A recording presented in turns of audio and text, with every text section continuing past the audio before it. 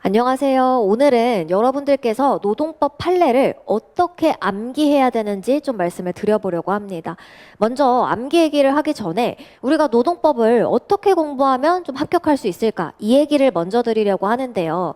당연히 시험 당일날 시간 내에 합격 수준, 일정 수준 이상의 답안을 쓰셔야 되겠죠. 근데 그러기 위해서는요, 우리가 어떻게 행동해야 될지 순서대로 한번 정리해 보면요.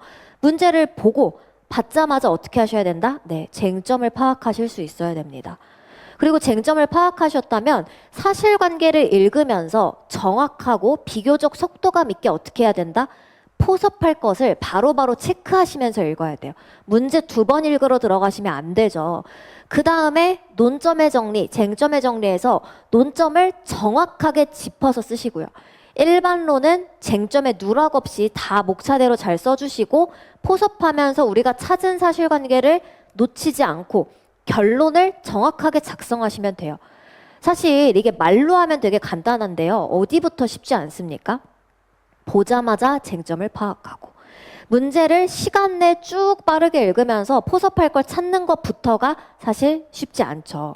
근데 이거를 하기 위해서는 여러분들이 사실 어떤 것부터 해주셔야 되냐면 쟁점 노트에 일반론이 숙지되어 있어야 이걸 하실 수 있습니다. 여러분들께서 사실 암기를 많이 간과해 주시고는 하는데요.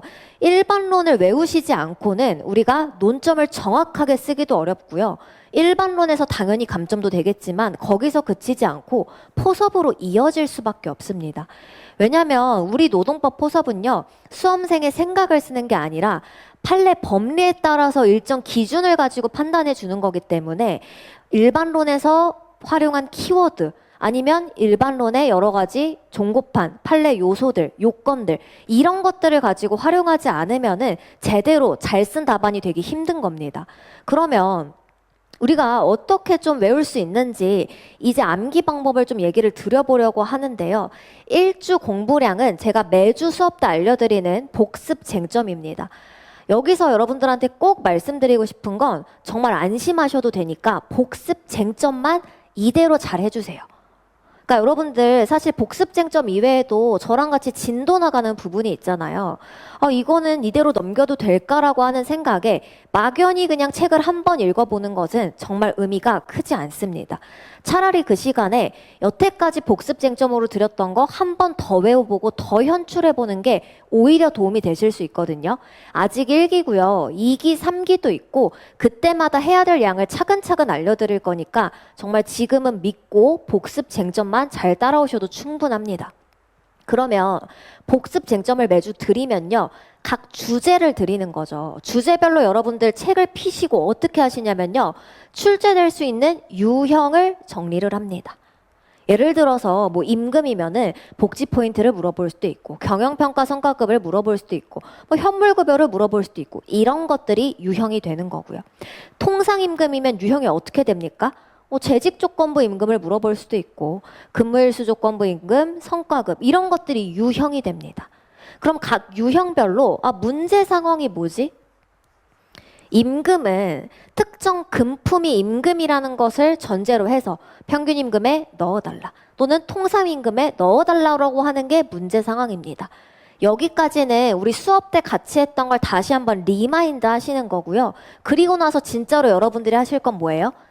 각 주제의 의의로 늘 시작할 텐데 의의랑 목차를 외워주세요. 목차도 당연히 이제 그냥 외우시기보다는 수업 때 설명드린 거를 리마인드 하시면서 요런 순서로 되어 있구나. 그리고 보시다가 납득되지 않는 목차가 있다면 당연히 질문하시는 겁니다. 목차를 외우고요. 거기서 1번부터 3번까지를 다시 한번 여러분들께서 꺼내주시는 거예요. 1번부터 3번은 무슨 절차? 인풋입니다. 인풋한 거를 바로 어떻게 하시는 거예요? 그 자리에서 아웃풋을 해보세요. 그리고 이때 1, 2, 3이 막힘이 없다면 뭐를 하시는 거다? 각 목차의 세부 내용. 여러분 세부 내용이라는 것은 우리가 키워드만 딱 외우면 좋겠지만 키워드만 외워서는 문장으로 안 써집니다. 오늘도 이제 수업 끝나고 질문에 답변을 드리면서 예시를 드렸었는데요. 여러분 우리가 영어 단어를 외울 때 F를 써야 되는데요. 여기서 에만 기억이 나면 풀은 절대로 쓸 수가 없습니다. 이 쟁노에 있는 게 한국어로 쓰여 있기 때문에 여러분들께서 그냥 많이 읽고 이해하면 내가 쓸 수 있겠지라고 생각하시는데요. 절대 그렇지 않거든요. 이거는 이 노동법 관련해서 법관들이 주로 쓰는 용어를 담아놨기 때문에 일상생활에서 쓰는 용어나 문구와는 거리가 있습니다. 우리가 사용종속관계 공부하시기 전에 접해보신 적 있나요? 거의 없죠. 그래서 여러분들께서 목차의 세부 내용을 적어도 쟁노에 제가 밑줄 그어드린 부분은 현출하실 수 있도록 외워주시는 거예요. 다만 외울 때 생으로 외우는 게 아니라 뭐를 떠올리시면서 같이 보신다? 아, 얘는 판례가 이런 걸 얘기하고 있구나. 여기서의 핵심 키워드는 뭐구나. 이런 정도를 파악하시면서 외워주시는 거예요. 그리고 외우고 나서 이제 다시 뭐 한다? 아웃풋이죠. 4번에 아웃풋하고 또다시 내용 인풋하고 그 외운 것까지 해서 이제 전체 아웃풋을 다시 해보시는 게 하루 공부의 끝입니다.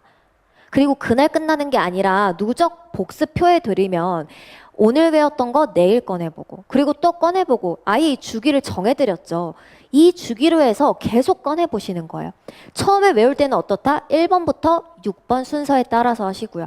한 번 외웠던 쟁점이라면 나중에는 이것만 이제 계속 꺼내보시면 되는 겁니다. 그리고 당연히 꺼내보고 끝내시면 안 되죠. 백지에 구두로도 괜찮고요. 타이핑 하셔도 괜찮고 손으로 쓰셔도 괜찮은데 이제 1월 말에 접어들었으니 손으로 쓰시기보단 손목도 아프고 시간의 제한도 있으니 타이핑이나 말로 해보실 걸 권해드려요. 이때 체크하실 건 내가 일반론 현출하는데 몇 분이 드는구나를 아셔야 돼요. 왜냐면 우리 사실 25점 답안에서 일반론 현출에 10분에서 12분 내외밖에 시간을 못 쓰거든요. 그럼 내가 이거 어떻게 해야 돼요? 그쵸. 15분, 늦어도 15분 안에는 지금 현출할 수 있도록 속도감 있게 계속 꺼내보셔야 되는 거예요. 그래서 한 번 외우고 꺼내보는 걸로 그치지 않고 어떻게 하셔야 된다? 매번 꺼내보셔야 된다라는 겁니다. 이 프로세스를 설명은 드렸는데요. 조금 더 자세하게 한번 말씀을 드려볼게요. 먼저 각 주제별로 어떻게 하신다? 출제될 수 있는 유형을 정리를 합니다. 통상임금이라면 출제 유형이 뭡니까? 재직조건부 임금, 근무일수 조건이 부과된 임금, 성과급 이런 게 문제로 나올 수 있겠구나. 그럼 그게 문제가 되는 상황은 뭡니까? 아예 정리되어 있죠. 회사가 특정 금품을 통상임금에서 뺍니다. 그러니까 근로자들이 어때요? 그 금품을 통임에 넣어서 가산수당 다시 줘라고 차익을 청구하거나 퇴직금 차익을 청구하거나 이런 문제 상황이죠. 이걸 혼자서 생각하실 수 있으면 이제 어떻게 하신다? 의와 목차를 외워주시는 거예요. 통상임금의 의 뭐예요? 시행령 6조 1항이죠. 여기서 뭐를 써주셔야 된다? 가산임금을 산정하는 기준임금으로 기능하는구나 써주시고 그 다음에 목차 어떻게 하시는 거예요? 외워주시고 목차까지 외운 거를 다시 한번 꺼내주신 다음에 어떻게 하신다? 각각의 키워드를 한 번씩 외워주시는 겁니다. 그래서 여러분 오늘은 제가 따로 시간을 내서 노동법 복습하는 방법을 말씀을 드렸는데요. 아직까지 노동법을 뭘 외우고 어떻게 외워야 할지 이런 것에 대해서 좀 고민하고 있다면 이 영상 보고 꼭 그대로 따라해 보신 다음에 안 되는 부분이 있으면 그 다음에 또 질문 주시고 이렇게 좀 해결해 나가실 수 있으면 좋을 것 같습니다.